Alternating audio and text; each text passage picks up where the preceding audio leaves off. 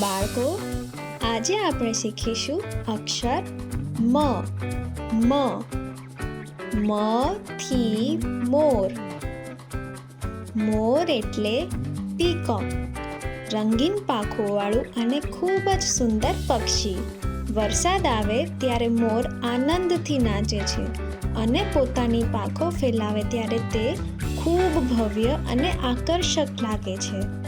બાળકો, મોર આપણા દેશનું રાષ્ટ્રીય પક્ષી પણ છે. ચાલો બધા મળીને બોલીએ, મ થી મોર. વાહ, ખૂબ સુંદર. હવે આગળના અક્ષર માટે તૈયાર રહેજો.